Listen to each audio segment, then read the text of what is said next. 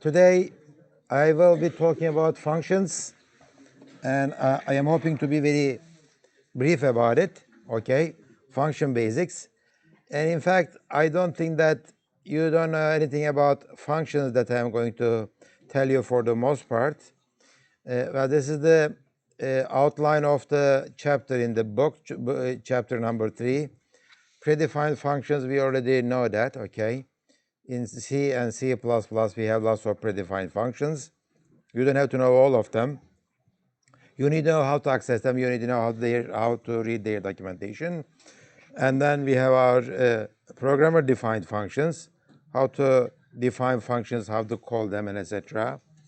Maybe a little bit about recursive functions. Then we have the scoping rules, which are the same as C. So let's start. Functions are to us as an abstraction mechanism of doing something, okay? What did I say at the beginning of the semester? It's an abstraction mechanism. You don't know how it works. Even if you know how it works, you don't think about how it works.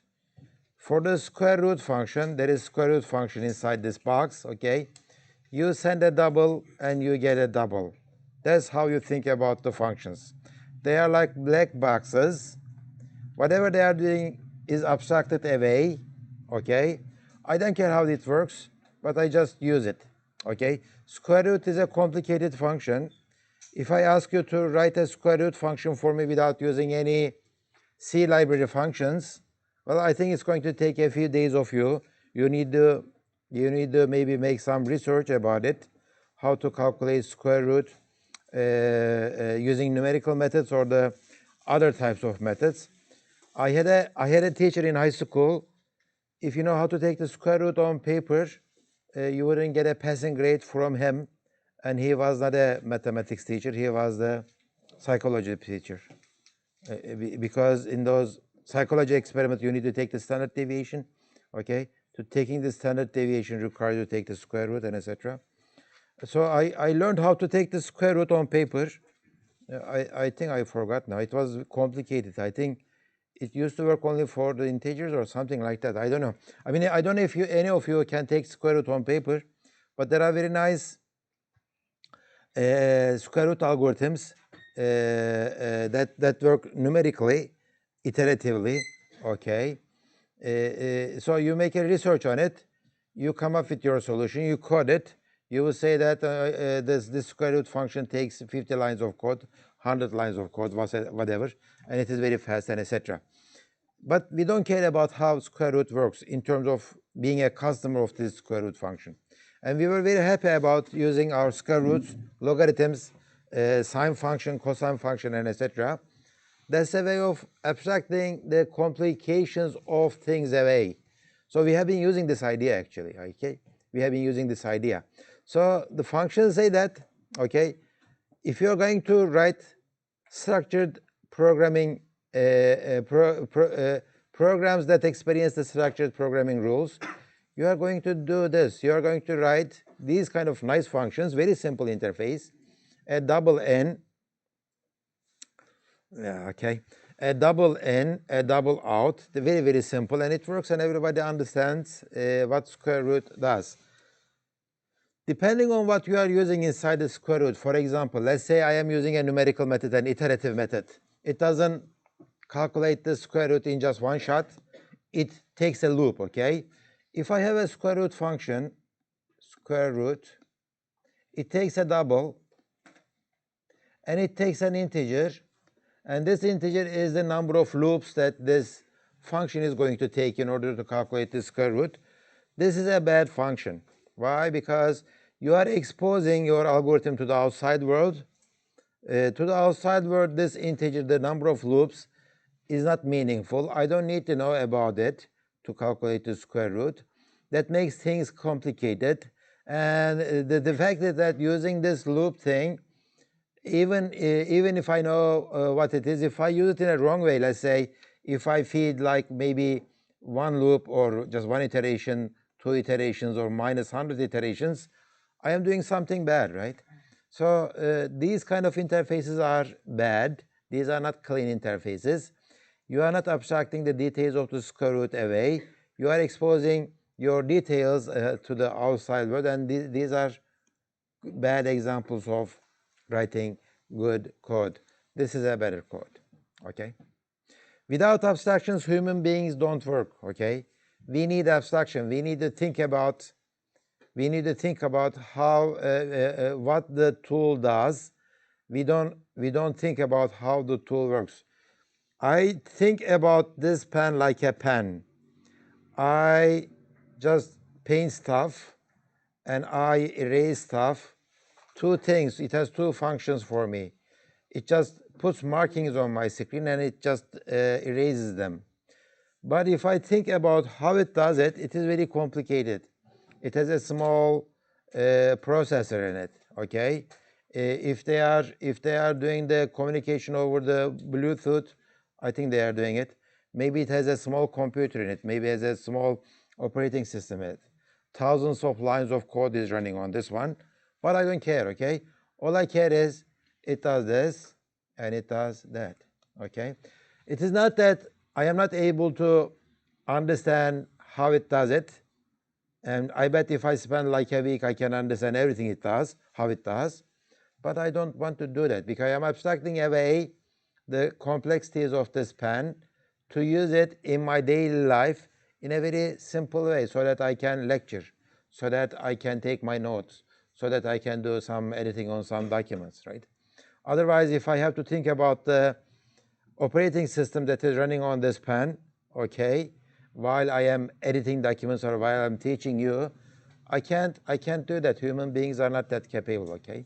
We like to abstract the things away. Abstraction is something that we do in computer science, in software engineering, in any areas of science or engineering or daily life. A car is a very complicated machine. It's very complicated. But for me, while I am using it, I need to think about 2 or 3 things, okay? If my space in front of me is empty, okay, if I should accelerate or decelerate, and that's the thing, okay? I don't think any other stuff other than these 3 things. Am I safe? Should I accelerate or should I decelerate? Turn left and turn right, and that's it. I don't think about how the engine works. I don't think about if my car has a diesel engine or petrol engine or electric engine or no engine at all, okay? And I don't have to think about the electronics of the car working and etc. If I think about those, I cannot drive. That's too complicated for me, okay? That's the same thing with this abstraction. We are going to write functions that uses this idea of hiding the details away from the outside users, outside customers. Even if you wrote the square root function, while you are using square root, you don't think about its details. You just use it, okay? So we just say this. A function takes inputs, it outputs, and it does some process, okay? So that's what I do. IP or input, process, and output. Okay, so in C, C++, we have lots of functions defined, predefined nice functions. Most of them are nice. Some of them have some side effects, and maybe we will talk about them later. Whatever you had in C, you have them in C++ available. The only thing is you put this C letter at the beginning of the header file to include it. Remember we had math.h, now we have CMath. Remember we had stdlib, standard library, now we have C stdlib, okay? So that's the thing. So this IO stream is a new header file, that's why it's a C++ header file. It doesn't have C in front of it. Okay, using predefined functions is very simple. You just include the header file and call it. That's it. It will take the square root and it will make sure that, I mean, I am not expecting that the result that I'm getting is perfect, precise square root of whatever I am giving to you, because as you know, doubles and floats are approximate values in any programming language, right? Doubles and floats. But as you remember, a double can use 15 significant digits, but that's good enough for most of the engineering or scientific applications. Yeah, you have a question? Oh, okay. So the time is up, everybody. Everybody entered the. You don't have your cell phone? Okay, you are going to what? No, You don't have a login name? no, I just thought that was the. Okay, I will take your name on a on this. Okay, I guess it is. Is this that one? Yeah. Find your name and sign it. Anybody else? Okay, if okay, you couldn't log on? I forgot. You forgot. Yeah, I was in the class yesterday too, so I didn't know that Okay, from now on, nobody forgets it, and you are going to sign your name on the sheet too during the break. Okay. Okay, good. Let me go back to this thing. So I have total of 93 people, right? Yeah, 93 people. Delete all responses? No. Average time to complete is 30 seconds. Much better than signing your names. And I am going to do the check now. Okay. Oh, I opened the old one.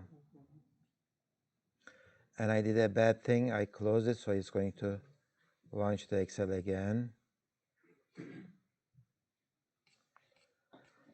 Okay, I have 95 people. Abdullah Göktürk here. Abdullah. Emre Güleç. Ahmet Hakan Sevinç. Mert Emir Şeker. Ahmet Eren Aslan. Okay. Where is Öner? Öner? Good. Okay, so simple enough. Thank you. Well, you know what? I could have added your names in here. Maybe I should do that. No. Let me do this. Okay, I'm going to do this. You are not going to write your names. How am I going to? Yeah, view results. View results is better. No. How come I can't go to this spreadsheet and add something? I like to add names in it. No. Anyways, I will figure that out later. Okay, good. Using predefined functions is easy, as I said, as long as your function is written in a smart way. Sometimes I see a function, let's say a function name, and parameter 1, parameter 2, and third parameter, and fifth parameter, and etc. It takes 7 parameters, okay? This is not a good example of a well-designed function, okay? Very difficult to use. How am I going to remember all those parameters? And what are the critical values? What should I avoid, and etc. Usually these kind of functions are written for prototype code just to test some things out. If you're going to write reusable code, your function should have very nice names, a squared t, square root, and their parameters should be meaningful and not many parameters.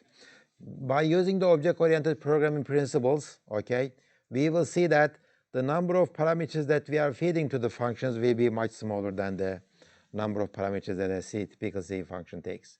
And we are going to see why. Okay, we already know, and there is one stupid, again, example here.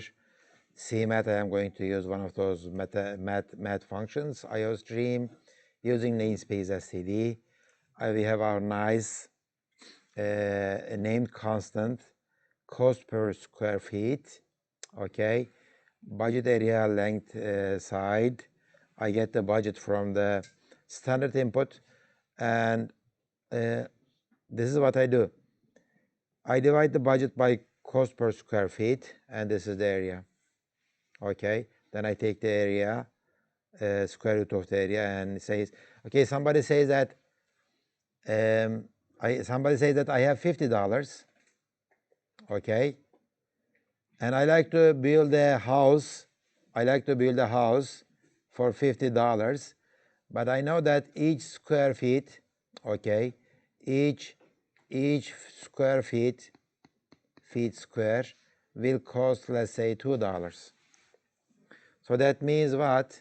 I can build a house of 25 square feet.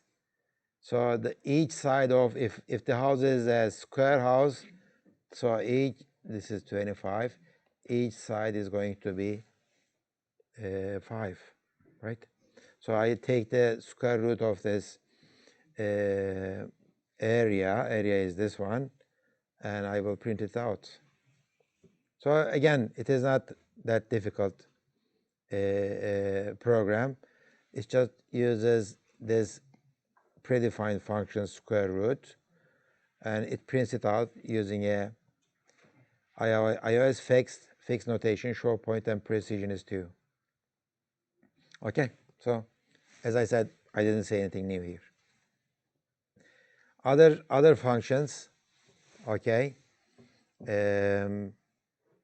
Inside stdlib, CSE I have this ABS, which takes an integer, long ABS, it takes a long integer, float ABS, which takes a double or float, I am not sure, I think it takes a float, okay, and FABS actually in the library is CMAT.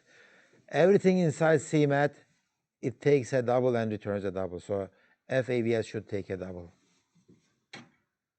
okay. So these are some of the examples of the standard functions where they are defined. Square root, power, FABC, they are defined in CMAT. ABC, LABC, they are in there. Okay. Ceiling, see the ceiling takes a double and returns a double. Although it returns an integer, I mean, its value is a integer value, but it is not a integer type. Floor and seal, you know, they are related. Okay, you know the rest actually. Okay, predefined functions, we talked about them already. Program defined functions, again, we are going to use the same idea to write our reusable code. Let's write functions so that they are useful for both for us and for our customer too. Question for you. I know the definition of me, right? Me is myself, and I know who I am, right? How about the customers? Who are the customers? Right? I keep talking about the customers. When I say the customers of this function, what do I mean by customers of the function? Programmer. What programmers? I am a programmer, yeah. You mean myself? Yeah. Yeah, customer could be myself, and most of the time, the customer of my code, I wrote a nice function, and I said that this is a function that everybody can use. Most of the time, I am using that function, so I am becoming a customer. Other types of customers are our teammates. We have a development team, other people in our company, in our software engineering team, okay? And they might be my customer. They are using my function, okay? Or I might have paying customers, okay? Somebody paid me money to get that software library. I saw that I gave them the header file. I compiled the library and I gave them the library. So they are my paying customers. So when I say customer, I mean all of these, including myself. And most of the time, I am my customer, okay? Most of the time, I am my customer. Okay, so our purpose here is we are going to write nice reusable functions so that our customer can do their jobs in a convenient way, in a not complicated way. They won't think about how my function works. They only will think about, okay, this will take the square root, I know that. Okay, so that's the thing. And this is, let me Okay, this was one simple function definition, a total cost function. Okay, it returns a double. It takes two parameters, number parameter and price parameter. Okay, let's see what it does. There is a tax rate, so it's going to be something like a price calculation, subtotal. So I multiply price with the number. Okay, I multiply price with the number, and I add the tags, and I return it. So it looks like if I have 20 items, each one will cost 15.5 Turkish liras. Okay, each one will cost this much. And what would be the total of this whole thing? So I am going to multiply these two. Okay, I will come up with a number, but I need to add the tax, okay, KDV, to this number so that I know the total cost. So it's a function that calculates the total cost for a paying customer. Okay, so I mean, again, I didn't say anything new here, but that's the idea of writing functions. Okay, I'm going to skip this one. We know how to call those functions, and this is how we write actually these functions. We say that, okay, before writing the main function, I tell my compiler that I am going to use such a function. Okay, its name is going to be total cost, and it will take two parameters, one integer and one double. And for the reader of this code, it says this much. Okay, it says it will calculate the total cost, including the 5% sales tax, and on number parameter items at a cost of price parameter. So I have the explanation for the whoever is going to for the program who are going to use this, and this is for the compiler, line number 3. So the compiler knows from now on how you should call the total cost function. The compiler knows it. Okay. Compiler knows how the stream insertion operator works because it has read this IO stream header, right? Compiler knows how this one works, and this one works, and this one works because compiler read this header function. Now I am telling the compiler that there will be additional function total cost, and it works this way. Okay, I didn't tell the compiler yet how the calculations are done, but I told the compiler how one should call this function. This header file is doing exactly the same thing. It is not telling the compiler the exact code under this stream insertion extraction operators. It just tells the compiler how it should be used.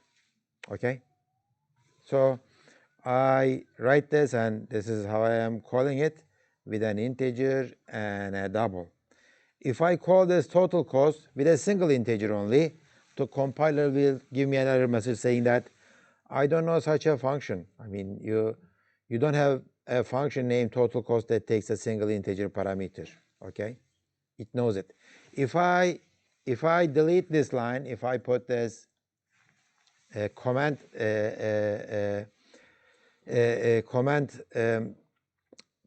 if I make that line a comment line by putting these slashes at the beginning of it, the compiler wouldn't read line number 3. So when it sees line number 14, it says that I have never seen a function definition total cost. So I don't know how I don't know such a function, a compiler error. Okay, but I don't have it, and it works this way. So we will continue total cost, and we will call it, and we will get the results, and we will print them back. And total cost is defined at the end of this file. Total cost is defined this way. Okay. C people prefer this way of writing programs. Okay. Before the main, they don't implement any functions because they say that the implementation of a function is something detailed. I don't show the implementation. I try to hide it away from the customer. Okay, the customer needs to see only this much, and compiler is is the same. The compiler needs to see only this much to be able to compile this line. Okay? During the linking process, after I compile my program, during the linking process, I link this function call with the code of this function. Okay? With the code of this function. That's how we write. But you would say that I don't see the implementation of those functions in the I/O stream. They are at somewhere else. Why are we including the implementation of total cost inside this file, starting from line 24? And I would say you are right. Usually we wouldn't do it this way. Usually we would do it this way. Okay? We say that I have a header file, total cost.h. Okay? This header file will include this line, double total cost integer and a double, just a single line. And I have a total cost.cpp file. That file will include the implementation of total cost. Okay, that's the second file, cpp file. And this is my file that includes my main function. Okay, total of 3 files. The main function, okay, the main function, the total cost.h, and total cost.cpp files. Okay, when I compile all these programs, this is what I do. Compile file.cpp, it will produce file.o, and I will compile, okay, tc.cpp, it will produce tc.o, and then I would link these 2 files to produce my executable program. Okay, that's usually what I do, and you did this last year before the summer while you are writing large code with hundreds of lines of C code, and you have more than one file. So I put my total cost header definition in the header file, implementation in the implementation file, and of course I need to include here total cost.h in this file. Then I don't do this anymore. And as again from this on, this will be in the total cost.cpp. Okay, that way, like I said before, I am literally hiding away the implementation detail of this total cost from the customer, whoever that might be. Okay.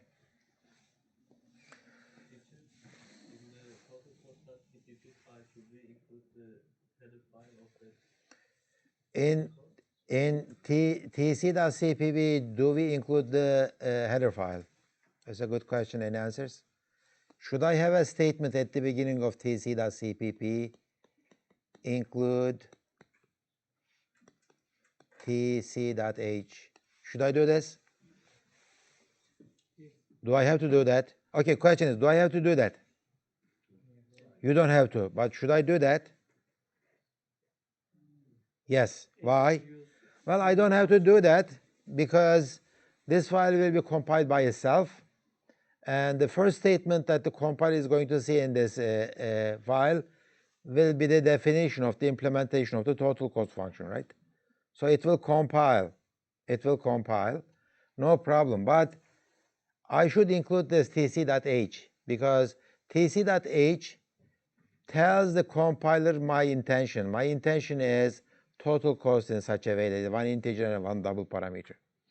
If there is a conflict between my header file and my implementation file, then I would get an error message saying that, I mean, whatever you are saying in your header and whatever you are implementing, they don't agree with each other, so there is something wrong.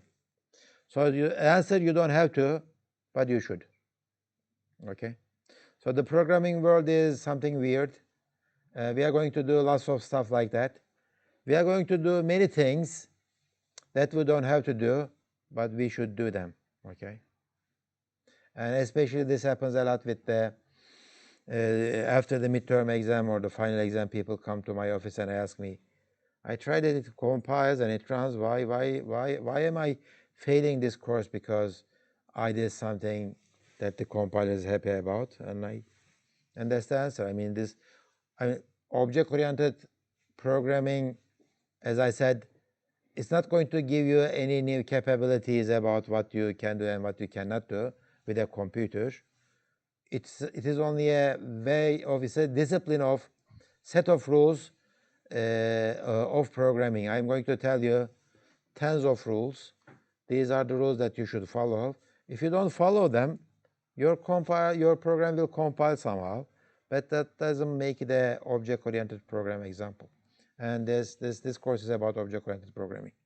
So there will be lots of cases like this. You don't have to do this, but you should do it. Otherwise, your program isn't an object-oriented program, etc. Yes? I don't understand why we add .h file in CPP file. You don't understand why we added the .h file in where? That CPP file, the right one. In here?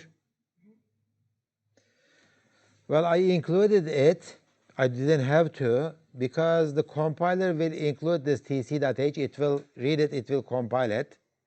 And it is expecting a total cost function that defines this one. Well, it is exactly the same thing. I wrote this line number 3, okay? And when I am compiling this line number 24, I expect these two definitions to be compatible, to be same. If by mistake, if I wrote a different thing in my header file, including that in my CPP file, will help me get an error message from the compiler. So I am using the compiler in a smart way, okay? I realize that I am a human being and I am going to make mistake, right? Human beings make mistake, okay? So compilers are not human beings. They are just parts of machine. They run deterministically. So I know their behavior. So I am going to use this behavior of the compiler to help the compiler me in finding these kind of errors. Remember what we did? We said that don't do this, right? Do this. In case if I forget one of these equal signs like this, compiler would give me an error message. It's the same thing. I mean, if you are writing it right, both of them are okay. Okay, no difference. But if I make it a habit of writing this equality operators this way, then I am going to get it that way. Okay, and the other thing is that, okay, there is nothing wrong writing this, okay, as long as you know what you are doing, okay, as long as you know what you are doing. I know what I am doing. I am trying to assign 12 to x, and I like to use this result in an if statement. If this is what you mean, then do it, okay, do it. But if you have a habit of writing this equality operators that way, okay, if somebody reads your code, you wrote both of them, right? 12x and this one. They will realize that, okay, this guy means that. It is not a mistake, right? So this kind of stuff, and there is no standard for all of those, but these are all being cautious. Defensive code writing, okay? Defensive code writing. You don't drive your car by just following all the traffic rules, right? You drive it in a defensive way. The fact that you see the green light, you don't just enter the intersection without checking your left and right, right? What happens if somebody is running the red light in the other direction? That's going to be a bad thing, right? So that's called defensive driving and defensive code writing, okay? If everybody is perfect, including myself, of course don't do this. Do this, right? Same thing. In that case, if everything is perfect, then do that, okay? So always try to force the compiler to produce an error message if you are making a mistake like that. Yeah. What if we include tc.cpp instead of tc.h Where do you include it? in main file? In your file.cpp? Yes. Yeah. The question is, should I include the tc.cpp inside file.cpp? Yes, you could, but we prefer not to, because that would be against the customs of how to compile C programs, okay? We compile our programs this way. Each file should have its own object file, okay? If you include tc.cpp from file.cpp, there will not be any tc.o, right? There will be only file.o, and if you link it, it will compile and work, no problems. But the thing is that if you make a change in tc.cpp, you need to compile file.cpp, right? Suppose both of them are each like 5,000 lines of code. So that means what? File.cpp becomes 10,000 lines of code.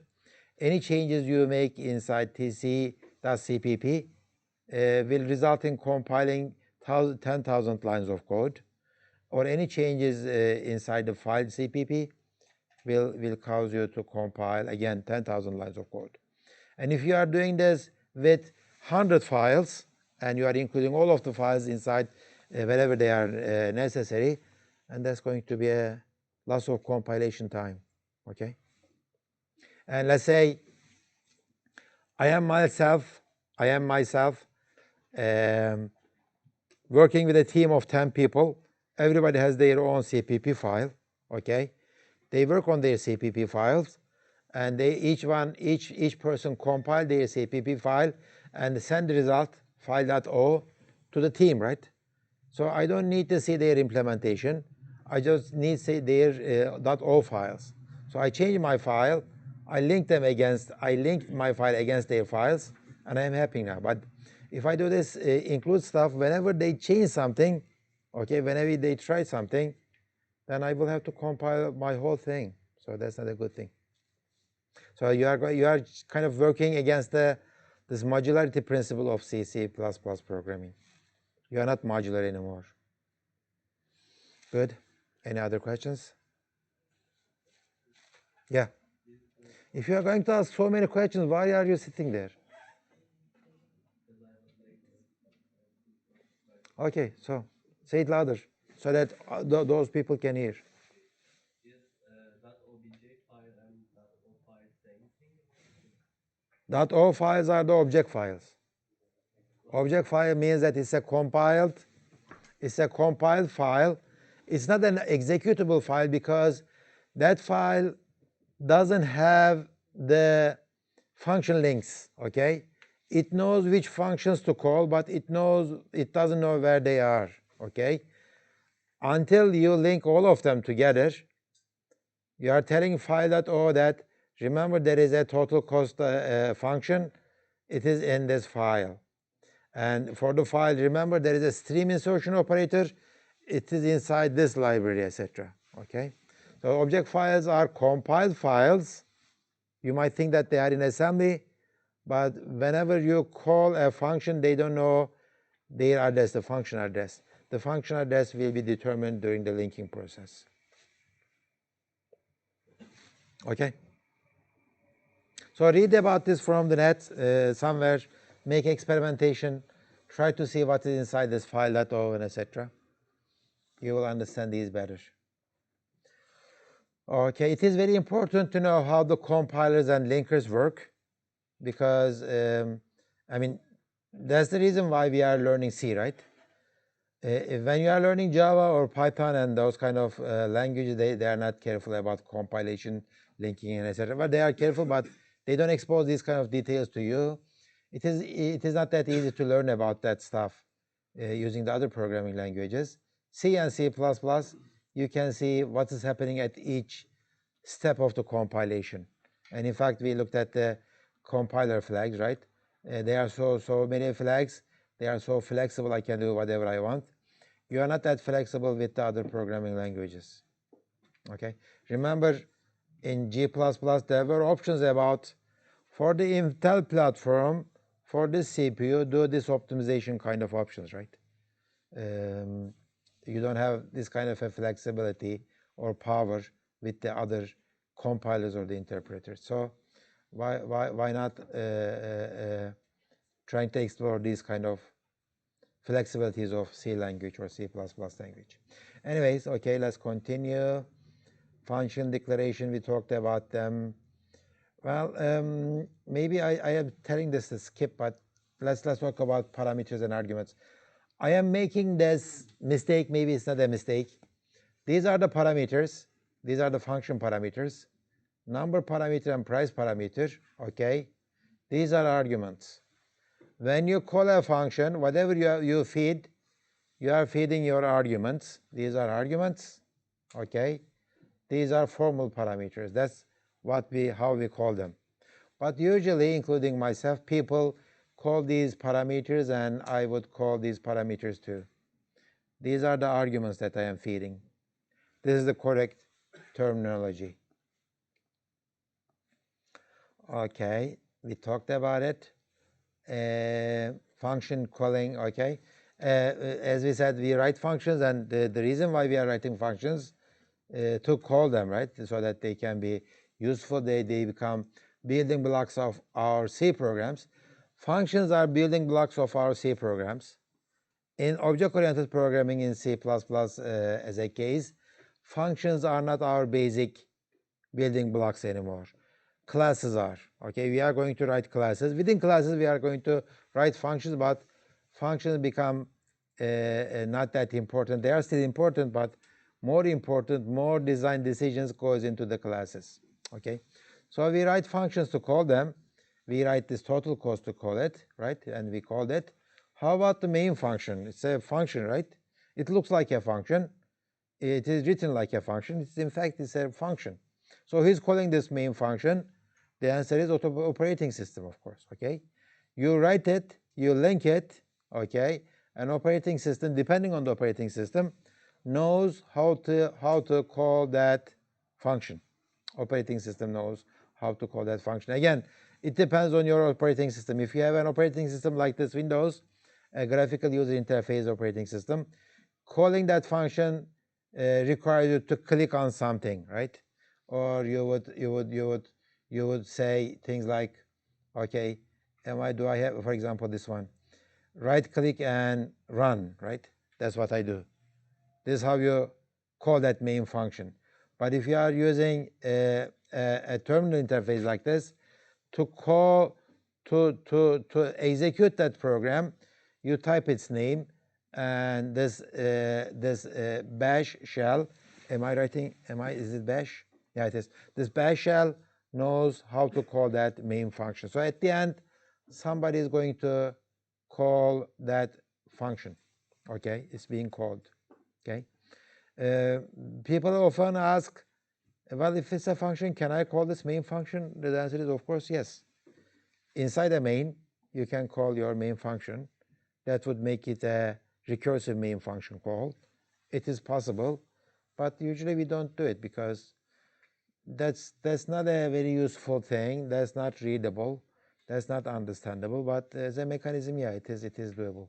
Since it's a function, of course you can call it. And this one returns 0. Well, when I return from the main function, my program ends, right? So the control is back to the operating system. So return 0 says that, okay, I am done, and I am returning a code of 0. 0 means that nothing happened, nothing bad happened, everything is fine. I am not returning any error codes.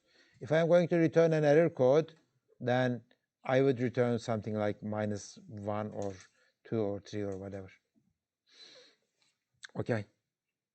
So we talked about those. Usually when we write our functions, we do this. Okay. Function show interest, it would take 2 doubles. Okay. The precondition is before you call this function, make sure this is satisfied. Balance is a non-negative account balance. Rate is interest rate as percentage. Okay. So balance should be non-negative, and it is about account balance, bir şeyin bakiyesi hesabın. And this is the interest rate, faiz. Okay, and the post condition is when I am done with this function running, when this function runs, it's going to do this amount of interest on given balance at given rate will be printed on the screen, I guess. It didn't write the whole thing. Okay, precondition and postcondition. This is what makes your functions readable. Main is special, we talk about it. By the way, yeah, in bash, if you run your program, it will run, and if you like to know what it returned, remember return 0, you could say echo $, question mark. Okay, and it will tell you what it did. That's the convention in Unix, right? So when I say ls and echo question mark, it says 0, right? So this ls program did not return an error code, but if I say lswer, there is no such file I know, and do this, and see it returned to a code. Do you see it? Okay, a code of 2. That doesn't mean that my C program is going to work this way all the time for other operating systems or other shell programs, okay? But for bash and C, it works this way. That's why in no C program, it's a C programming books or C++ programming books, they would talk about how to run your C code because, as I said, we don't know. I mean, maybe you are using Windows, maybe you are using some other operating system. Maybe in your operating system there is no, maybe in your computer there is no operating system, right? There are computers with no operating systems. In that case, this is not going to make any sense. Okay, let's talk about the scope rules, but before that, I think I need to take some break. 10 minutes of break. After the break, we will continue. Kimde imzalamayan, sen gelsene imzana şuraya.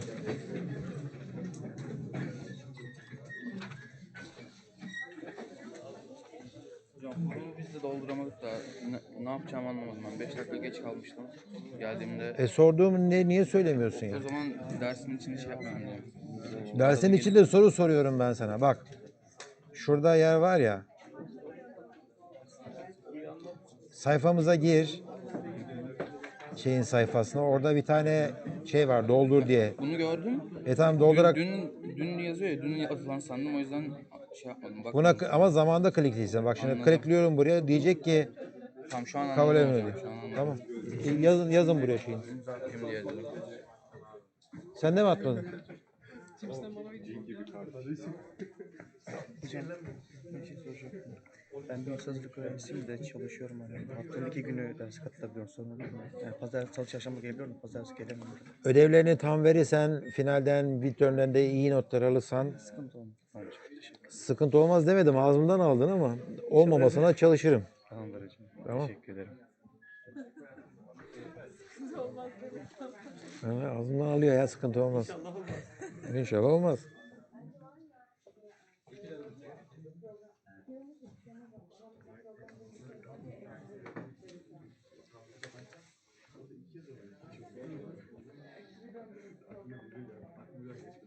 O imzaları da orada unutacağım eminim ben. Dönem sonunda şey yapın, tamam mı? Hocam biz imza atmıştık. Orada.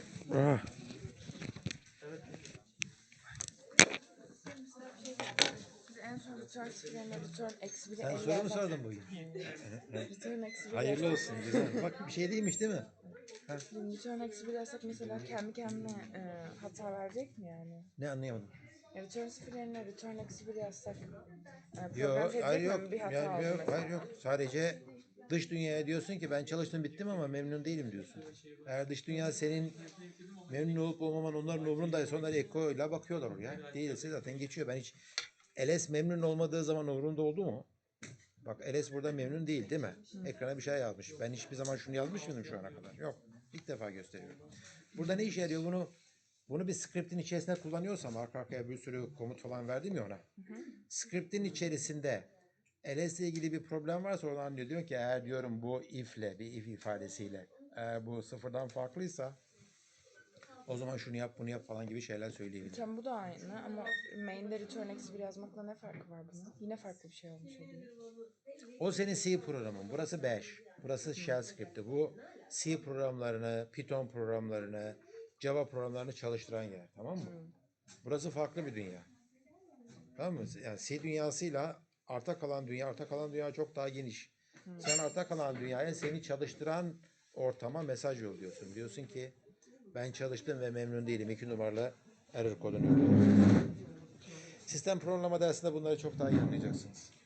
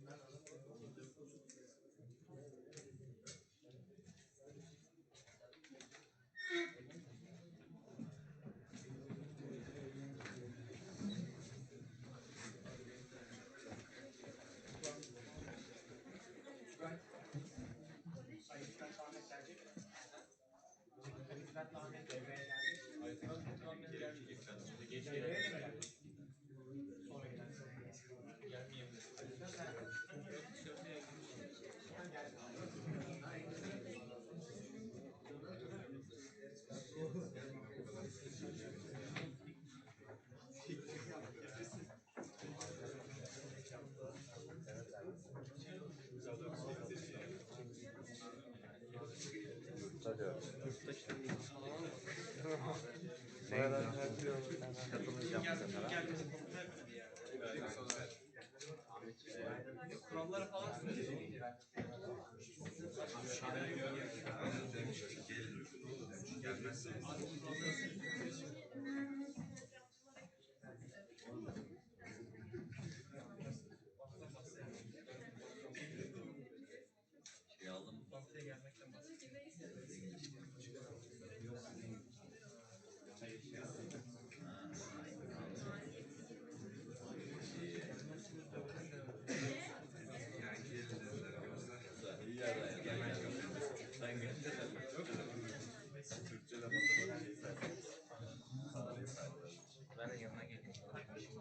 Abi onlar yazılmadı mı ya? Onlar yazılmadı.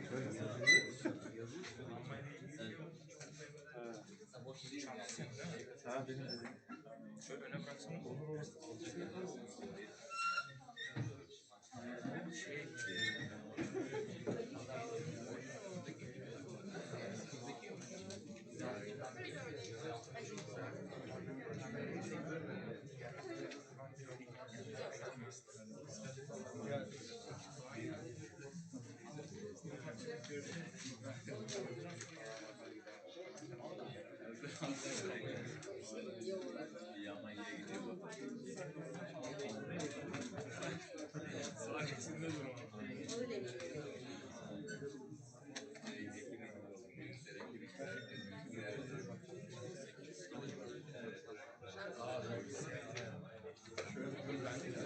Ben grup kuracaktım. Yalan oldu.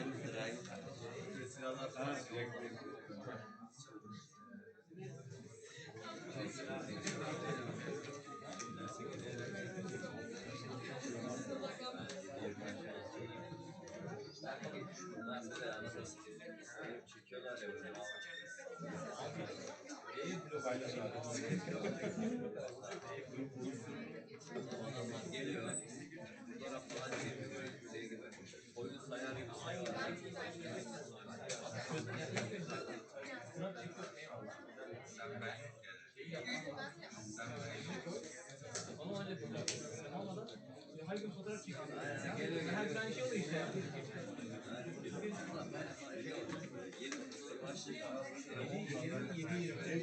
Bir şey söyledim. Tamam.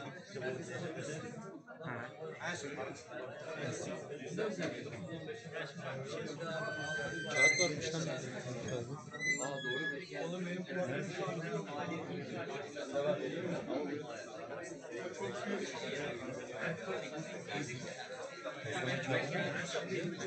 O kağıdı vermemiş ki. Kağıt da vermemiş ya. Yoksa beni yine dolandırdı ya.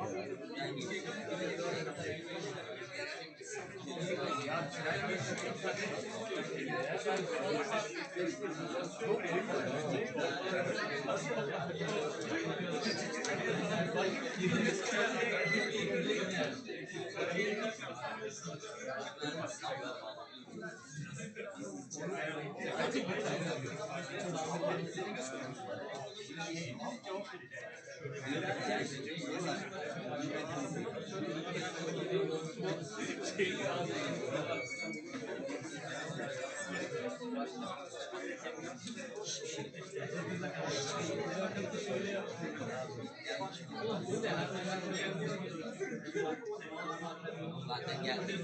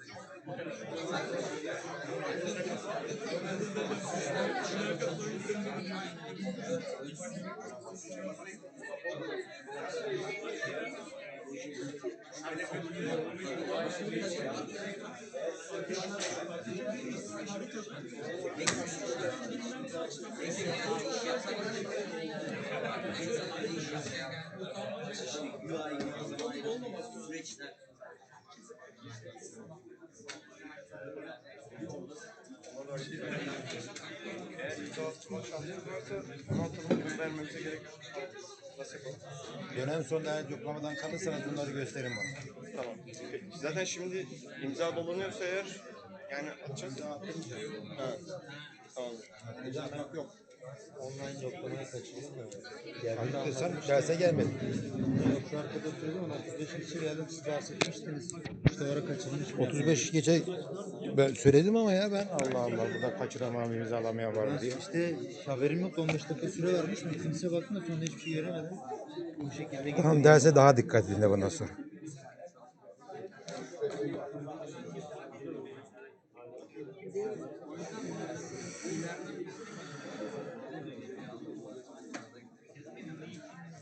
Okay, so the scoping rules.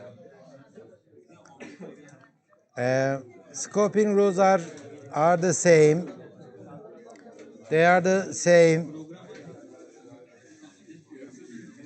The scoping rules are the same as in C, C++, right? They are the same. So, but in C++, we can do this. Let's say I have a function f, okay? I am defining an integer here. The scope of this integer is this green section, okay? That's the scope. For this double that I have declared here, the scope is just this part, okay? Scope is where this variable is visible, okay? The scope is where this variable is visible, and as I said before, we have the same rules. In this function g, the function starts here and it ends here. I have two blocks, block number 1 and block number 2, okay? Inside this block, I have this variable I, integer I. Its scope is just this part, this green part. But for this I, which is a double, the scope is here. The names of these two variables, I and I, the same. It just coincidence, it might be the same. Since their scopes are different, compiler sees them as different variables, right? You cannot have the same variable name inside the same scope, but different scopes can have the same variable names, okay? By the way, for this parameter k, the scope is this black area that I am marking here, okay? So k has a scope too. So again, there is nothing new in this part of the slide, we had exact same rules in C2. Okay, the only thing that is new is this in C, the ANSYS standard of C, you cannot declare your variables in the middle of a scope. You have to declare in the middle of a block. You have to declare your local variables at the beginning of the block, then you use it. But C++ says that no, you can define your variables anywhere inside a block. Its scope is just after it is declaration. The scope, as I said before, is defined as wherever that variable is visible, that's the scope. So if you have a global variable like this, let's say an integer, let's say L, I don't have any, let me make it M so that, okay, initial value is 2. So the scope of this M will be this whole file after this definition. So that's the scope of this M. We don't like global variables in C++ or in any object-oriented programming language. We don't like it, but it is available. For some programming languages, there are no global variables, like Java. In Java, there are no global variables. In Java, there are no global functions at all. In C++, it is possible, but we don't like them much. Okay, we talked about the scope. That's good. We talked about this idea of procedural abstraction, information hiding. One of the principles of object-oriented programming is information hiding. You try to hide as much as possible from the customer, okay? It is not because you are jealous. It is not because you like to feel safe. It is for the benefit of your customer, okay? If the customer doesn't need to know that detail, you hide it, okay? The customer needs to know that he needs to, or he or they need to provide a double for the sign function, and that's it. And I will take the sign of that double and I will return it. That's the all information that they need to know. That's why I'm using this principle of information hiding. Okay, even the customer is yourself. You try to hide that information. The rule is try to hide as much as possible. If I wanted to hide even more from this sign function from the outside world, let's say I am a sign function, I am so nice I don't even need a double from outside world. Well, in that case, it is not usable, right? I mean, I hid too much. So what I am saying is that what I am saying is not hide everything. I am saying try to hide as much as possible. Try to hide unnecessary stuff that the customer doesn't need to know. Then your code, your function will be reusable, much more reusable. Okay. Remember the string class that we talked about? The string class? Okay. When we say string A and its initial value is ABC, right? Did I tell you about the structure of this string? I mean, is it null terminated? Does it include a \0 character end of the string? Did I tell you anything about that?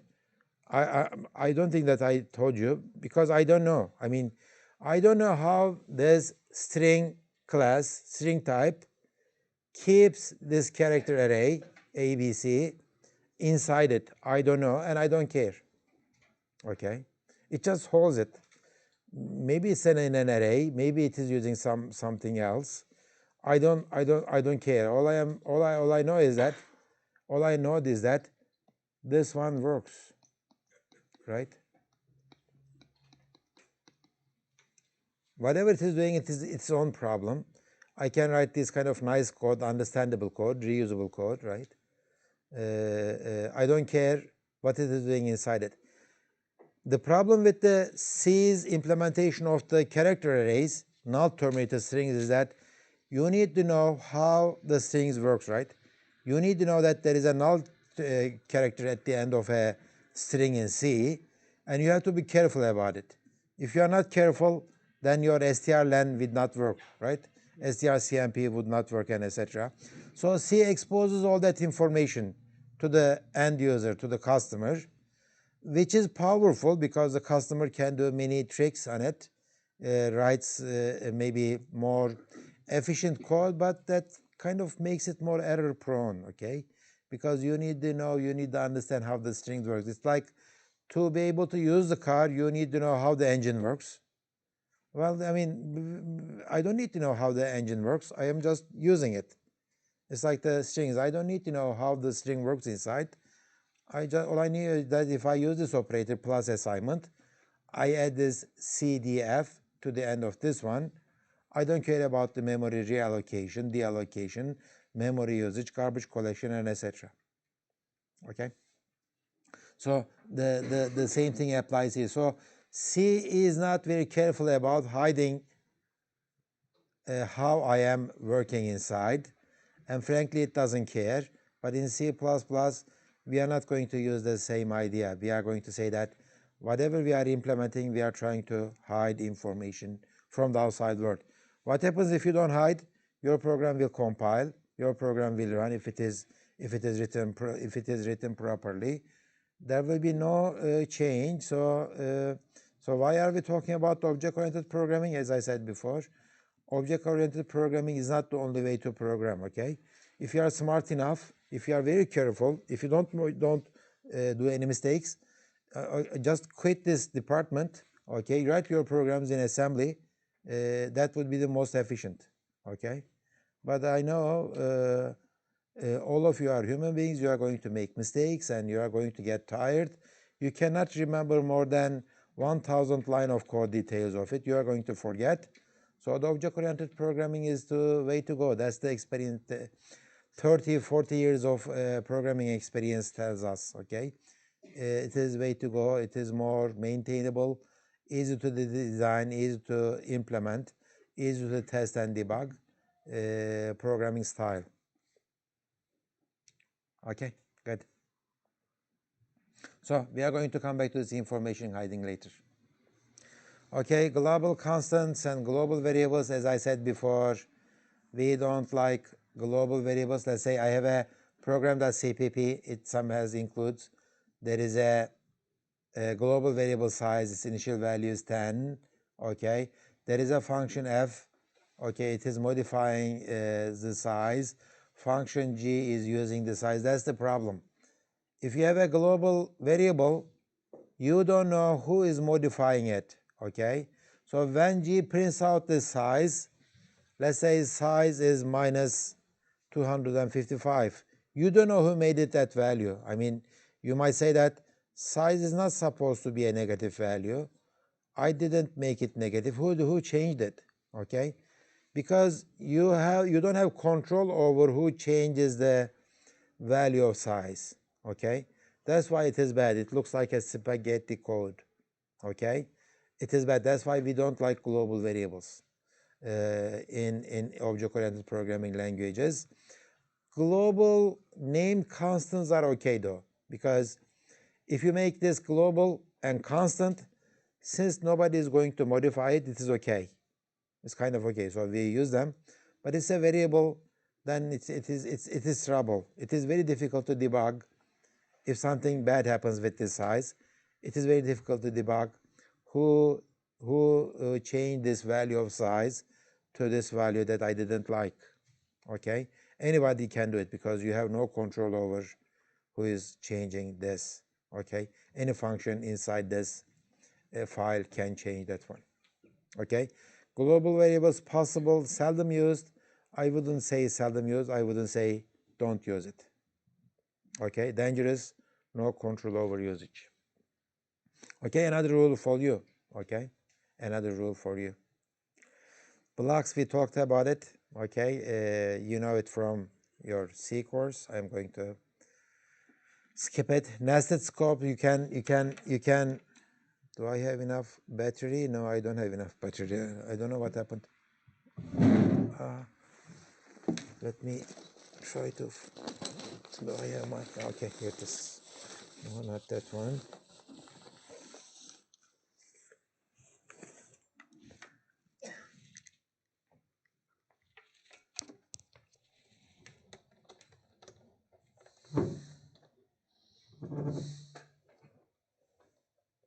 Oh, other way.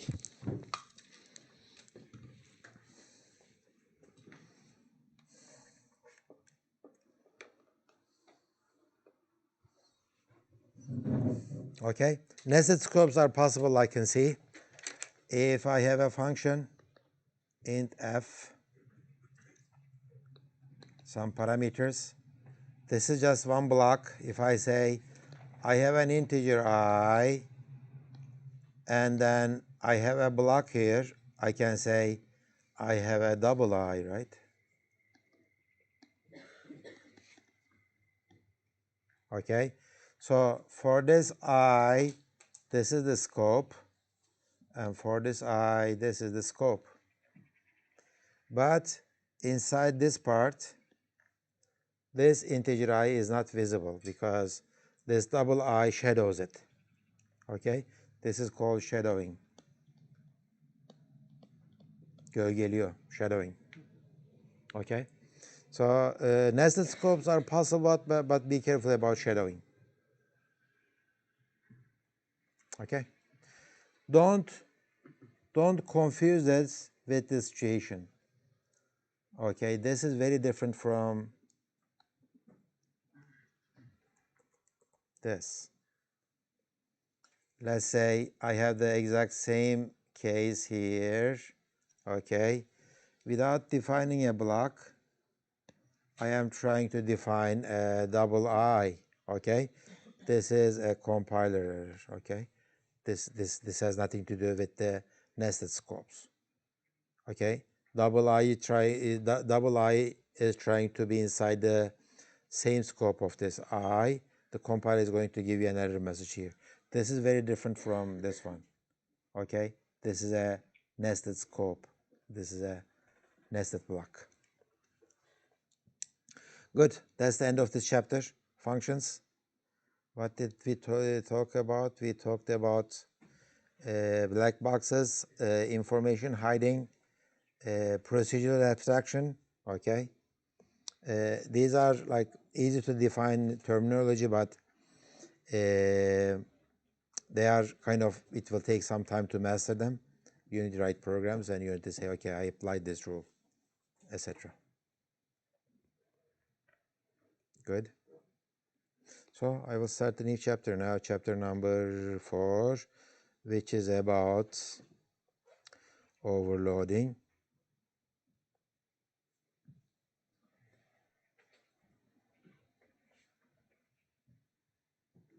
Parameters and overloading. In this chapter, we are going to do this. Okay, remember the function parameters. We will talk about them more carefully.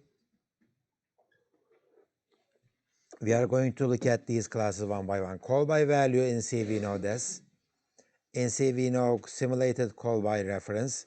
And in C++, they have introduced a new way of passing parameters, okay, call by reference. Simulated call by reference is different from call by reference. In C, we use the pointers to simulate call by reference, but in C, we don't have call by reference. Everything is call by value in C, okay? But using the pointers, we can simulate call by reference, okay? That's what we are going to see. Then we are going to talk about overloading and default arguments and etc. So a few new things in C++. These are not necessarily parts of object-oriented programming philosophy, call by reference and etc., but they will see C++ is using this mechanism a lot, call by reference. Let's see this familiar function. I have a function g. It takes an integer pointer.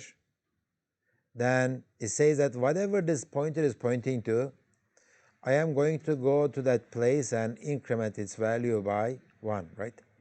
Take that integer value, the reference IP, add 1, and put it back into the same position. And return that integer. Okay? I will return that integer. Another function, so this is simulated call by reference, right? I am sending this pointer as a call by value, but following that pointer, I am modifying an integer, and I am returning the value of that integer. Okay, so in effect, I am modifying the parameter that I am sending to G. This is simulated call by reference. Function f is, on the other hand, okay, it takes a parameter call by value. So this is a local value, local variable. It increments it by 1 and returns it. Okay, it increments whatever it takes and it returns it. So I have two functions. Let's use them. Okay, let's use them. I have this integer I, okay, and the initial value of I is 7. I call this function f. What is f? F is this function. It will take that value, okay, increment it and return it, right? So if I is 7, okay, when I call fi, the value of I will be copied to this local variable, parameter variable k. K, initial value of k is 7. I will increment k by 1, and I will return this incremented value, which is 8. I will return 8, and this line will print 8 on the screen. But the value of I will not change, right? Because I just made a copy of I. I modified k, and I returned the k's value. Okay? So there's nothing new here. How about this one? I have another variable j, initial value is 7, okay? And then I call this function g, which needs a integer pointer. I sent the address of g, and, okay, j, sorry. This g, function g, took the address of j, said that I am going to follow this pointer, find where this j lives, take its value, add 1 to it, and put it back to where j lives. So in effect, I am modifying the value of j. So this function g simulates call by reference over the integer j. And in fact, I am not sending the j, integer j, using call by reference. I am sending the address of it, but in effect, it behaves like I am doing a call by reference over j. So I return the new value of j now. So this one will print 8 on the screen, and the value of j turns out to be 8 too. I didn't say anything new. You already know this from your C course, right? Okay, any surprises here? So why did we talk about this? I talked about this because function f does call by value. Function g does call by value over the pointers, but in effect, it is simulating call by reference for the value of j, integer j. Okay, so two things I showed you. And in a few minutes, I am going to show you how C++ does call by reference without using any pointers. Okay, we are going to do that in a few minutes. Okay, in C, when you run this program in C, okay, doesn't matter what the function of h does, right? I don't know what function h does. This piece of code will print 0 on the screen all the time, right? Because h doesn't know the address of I. H cannot change this I, right? It doesn't know it. This is definitely going to print 0 on the screen, whatever h does. I don't know, maybe it is taking the copy of it, doing something else, printing something, but this line definitely will print 0 on the screen. In C++, it is a little bit different. Depending on how h is implemented, okay, this h can change the value of I, because in C there is a way of sending parameters call by reference to the functions, and by changing the function definition, formal parameter list definitions, you can do this, change the value of I. Okay, that's called call by reference. So call by value and simulated call by reference are available to both C and C++, but call by reference is only available to C++. Okay, so we are going to do that. Then we are going to talk about overloading and default arguments. They are only available in C++. Then this one is testing and debugging functions.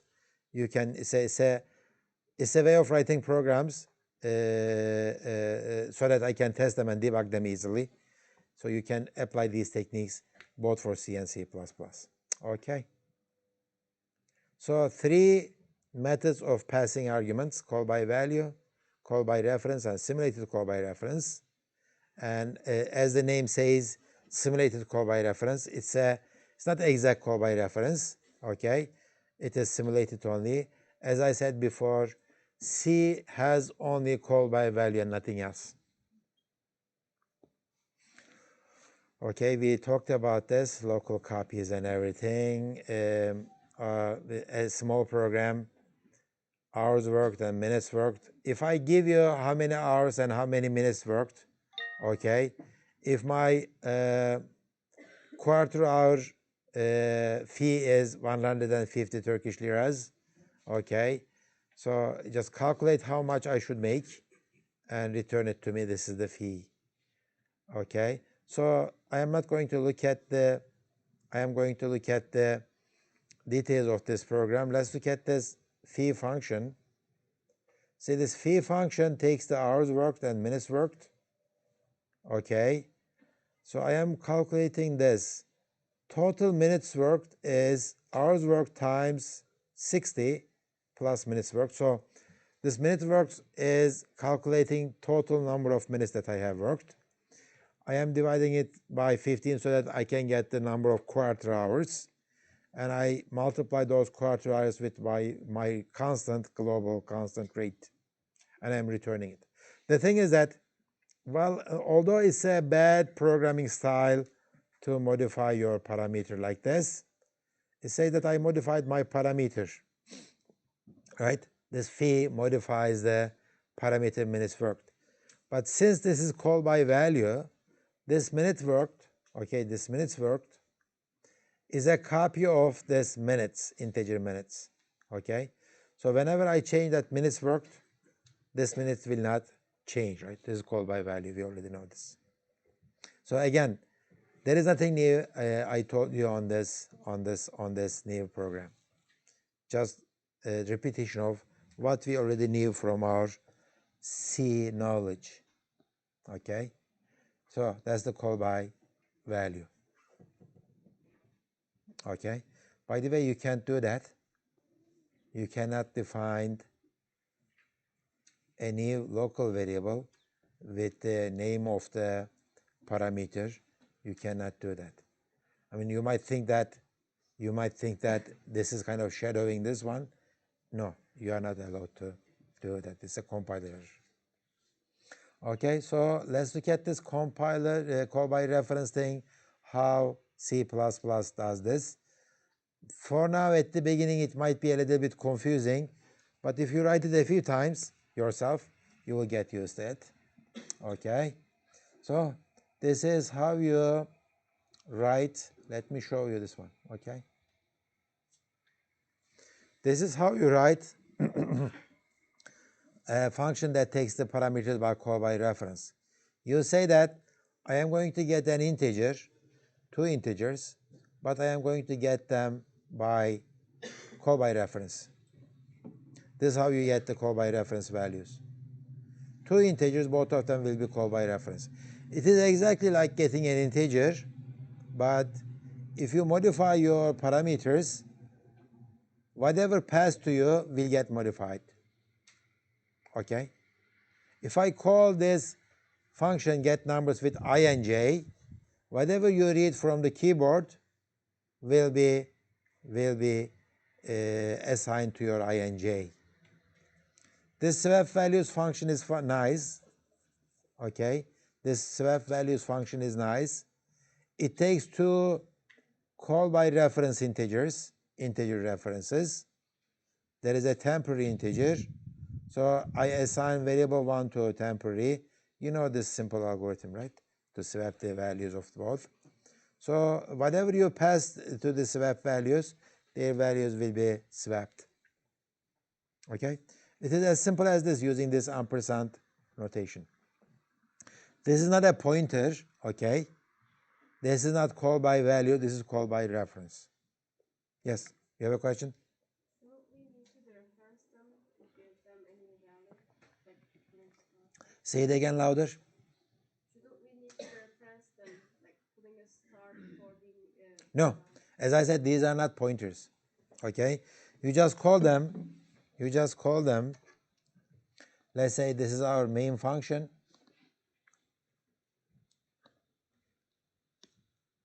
Let's say this is our main function or a function f, okay? Integer I and j, they have initial values. Integer I is 2 and j is 7, okay? I am calling this function swap values I and j. When I say cout I and j, it will print 7, 2 on the screen. Their values will be swapped. C people don't like how this looks.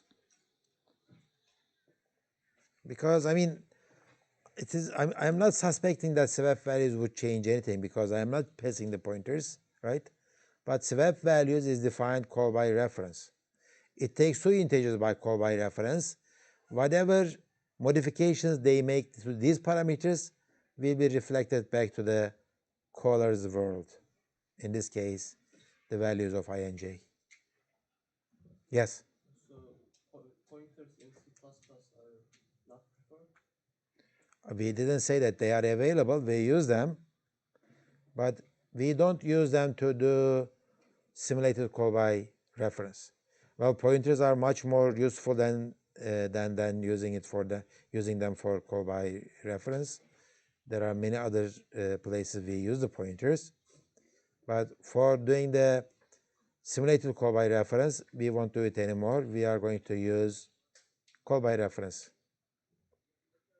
When you convert to this assembly at the end, it will be exactly the same thing. I mean, the compiler is playing this trick for us. It is passing the addresses of these I and j for us, and whenever we modify those, it is doing the dereferencing and etc. But as the programmers, we don't think about the pointers anymore. We say that I and j, these arguments, are passed to the swap values function using call by reference mechanism. So there is a possibility that swap values are going to change their values, and when I print them, I am going to see that, well, their values are different now. Yeah. What does integer ampersand do in the parameters of the function? It tells the compiler that whatever you are receiving is going to be received by call by reference. That's how you show it. So it's not integer? No, it is not integer. It is an integer reference. Yeah, but we send the function two integers. You send two integers, and those two integers are passed as an integer reference. Integer references are different from integers, yes. So we send kind of address of this integer. Under the hood, yeah, it is done it that way, but we don't think about it. Remember information hiding principle? It is hidden from us. In effect, it is done, yeah. Well, in real world, in the assembly world, there is no call by reference. Everything is called by value. But we in C, we simulate it by ourselves. In C++, that simulation is done by the compiler. So we think that, okay, when we do this, I am not simulating anything. I am just sending I and j to swap values, and it works. If you try to do, if you try to play this trick, okay, swap values 7 and 2. This is a compiler error. Compiler will say that I don't know how to get a reference of constant 7 and constant 2. Okay, there is no, like, you can't get the reference of constant numbers. Okay, and the same thing for this one. As I said before, C people don't like this notation because when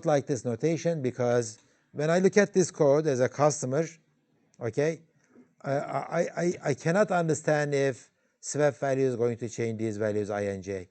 Previously, if I see the ampersand before this parameter, I would say that, okay, the pointer is going and there is a danger that there is a problem that, or that there is a possible that swap values are going to change it. Now we don't have it. That's why, how am I going to understand that? How am I going to know that swap values can change the values of I and j? They say that go to the definition. Okay, definition is here. Look at the other file. Swap values function takes 2 integer references. Okay, so this one can change the parameter it receives. This one can change the parameter it receives. This one is call by value. It will never change it. Can't change it. Okay. By the way, I mean, you know how to write this in C, right? If you like to write swap values in C, we are going to use 2 integer pointers. I would take 2 integer pointers. I would make a new integer variable here, and I would assign the first integer to t, do this and do this. Of course, whenever you call the swap values, you cannot call it directly.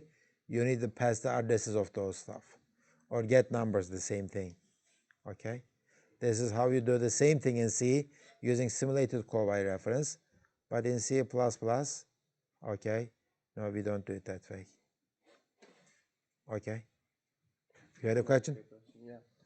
Can we come a little bit down? There are other people in this classroom too. We are not talking. Okay. Say it louder. Other people can hear it. Can we go back a little bit down? You said if we try to change the 7 and 2 values with the simulated one, it is not gonna allow it. Yeah, the compiler is going to give you an error message. If we use call by reference, if it will work. We are swap values uses call by reference, right? You mean call by value? No, simulated one will not allow it, but No, I'm not talking about simulated one. I am talking about call by reference. This is call by reference, right? This one is call by reference too. This will compile, this will not compile. Because they are constant. Yeah. You cannot take the reference of constants. Yeah. Why don't we use pointers besides references? Why do we need references while we have pointers in C? The answer is going to be like this. Okay, that's a good question. Did everybody understand? I mean, whatever you can do with the references, I can do it with the pointers. So why do we need the references then? It is like this. Maybe I have an answer for that one. Yeah. These are the, okay. In C, okay, I can write this, right? I guess the value of whatever this FA returns, right? I can that. This is an L value, and this one returns a value, and I can assign it, modify I. If FA returns a pointer, then I can dereference it and then assign a value to that too, right? This is possible too. It looks a little bit weird, but it is possible. So FA is returning a pointer. Whatever it is returning, I am following that pointer and changing that address to I. This is something. But what if I wanted to write something like this? In C, this is not possible, right? I can only return an integer or a pointer. And I cannot make this assignment, whatever that function returns. Okay? But in C++, if I return a reference, now this becomes possible. Okay? If I return a reference, I am returning a reference, and I can make an assignment to that reference. And you might say that, what is wrong with this notation? Well, you are going to see that in some cases I really need to do this. Okay? I really need to do that, especially with the operator overloading. If you like to overload the operators, like the plus operator, assignment operator, and etc., okay, I really need to do this. Okay, that's why they have introduced it. I didn't understand what you done there. Here? Yes. I didn't write this function f yet, but we will be able to write those kind of functions. I will return, well, let me write it. Okay, it is this. Instead of returning an integer from this function, I return an integer reference. And it returns it. So this is the return type of this function f. Okay? And we are going to see how to do it. It's very simple. Okay, so this is one reason why we have references, and there are many other cases where this is useful. Since we have this mechanism, we are going to use it all the time. Okay, good. Let me show you this simple example here. Okay, I have an integer I have an integer pointer ptr. Okay, I know that this ptr can be assigned to this value, right? ptr has the address of integer I, and I can do this with no problem. The reference ptr gets the value of 13, no problem, right? I can do that. In C++, I can do, why am I writing this in, okay, let me take this out to some place, yeah, let me do it this way, a little bit bigger, okay. In C++, now this is all C, right? This is all C. Now I'm writing some C++ code. In C++, I can say, I have an integer reference, and it will be a reference to I. Now I can change this IR, and when I change IR to 15, the value of I will change. In this case, when I do this assignment, the value of I became 13. Now the value of I will be 15. So I am kind of using another reference to this I. You might say that, why are we doing such a thing? I mean, I already have I in my hand. Of course, this is not a meaningful code, but just to show you what we can do with the references. So when I return a reference from a function, that means that I am returning a reference to a variable. So I can return a reference to this variable I. So using that reference, people can do whatever they want. Okay. So this is something new. As I said before, these references has nothing to do with the object-oriented programming.